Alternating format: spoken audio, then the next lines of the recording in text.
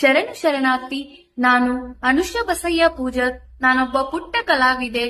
ಗಾನಯೋಗಿ doctor Pandit Puttaraj ಗವಾಯಿಗಳವರು ಮತ್ತು ಸಂಗೀತ ಸಾಮ್ರಾಟರು ನೆಲೆಸಿರುವಂತಹ ಸ್ಥಳ ನಮ್ಮ ಗದಗ್.